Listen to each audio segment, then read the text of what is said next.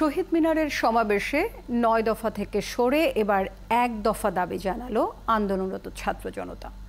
বৈষম্য বিরোধী ছাত্র আন্দোলনের সমন্বয়করা সমাবেশে যোগ দিয়ে এই দাবিতে রবিবার থেকে অনির্দিষ্টকালের অসহযোগ আন্দোলনের ঘোষণা দিয়েছেন। মিছিলে স্লোগানে উত্তাল শহীদ মিনারে যোগ দেন শিক্ষার্থী, শিক্ষক, আইনজীবী থেকে শুরু করে নানা শ্রেণী পেশার মানুষ। কর্মসূচিতে কোনো বাধা দেয়নি পুলিশ। মনির মিলাতের প্রতিবেদন। বেলা ২:৩০টার পর রাজধানীর বিভিন্ন এলাকা থেকে একে একে আসতে থাকে মিছিল। এসব মিছিলের গন্তব্য শহীদ মিনার। একসময় স্লোগানে, মিছিলে বিচারের দাবিতে উত্তাল হয়ে ওঠে কেন্দ্রীয় শহীদ মিনার এলাকা। সময় যত গড়াতে থাকে, হাজারো মানুষের ভিড়ে কানায় কানায় পূর্ণ হয়ে ওঠে পুরো এলাকা। বিকেল ৪:৫টার দিকে হাজারো স্লোগানে প্রকম্পিত হয় ২১-এর পেটি। একসময় সম্মিলিত এই উপস্থিতি ছুঁয়ে যায় একদিকে জগন্নাথ হল, অন্যদিকে বঙ্গবন্ধু টাওয়ার, আরেকদিকে দোয়েল চত্বর। আইনজীবী, শিক্ষক থেকে শুরু করে পথ চলতি রিকশা চালকরাও দাঁড়িয়ে যান।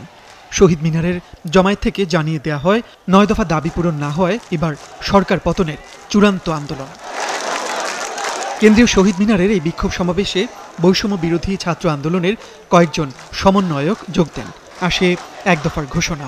বাংলাদেশের মানুষের জীবনের নিরাপত্তা, সমাজের ন্যায় বিচার প্রতিষ্ঠার জন্য আমরা ১ দফার সিদ্ধান্তে উপনীত হয়েছি। এই সরকার কোনোভাবে আর ১ মিনিটও ক্ষমতায় থাকার। বাংলা ব্লকেট কমপ্লিট শাটডাউন, পদযাত্রা ও বিক্ষোভের পর রোববার থেকে অনির্দিষ্টকালের অসহযোগ আন্দোলনের ঘোষণা আসে বৈষম্য বিরোধী ছাত্র আন্দোলনের ব্যানারে। শুধু শেখ হাসিনাকে পদত্যাগ করলেই হবে না, এই যে খুন, লুটপাট, দুর্নীতি এই দেশে হয়েছে তার বিচার হতে হবে। আমরা পদত্যাগ দিয়ে তাকে কোনো এক্সিকিউট দিতে চাই না, তাকে পদত্যাগ করতে হবে, বিচারের আওতায় আনতে হবে। শহীদ মিনারের এই কর্মসূচি ঘিরে পুলিশ এদিন কোনো প্রতিক্রিয়া দেখায়নি। ঢাকা বিশ্ববিদ্যালয়ের ভেতর দিয়ে বিক্ষোভ মিছিল এলেও তাতে কোনো বাধা দেয়া হয়নি। মনির মিল্লাত, ৭১, ঢাকা।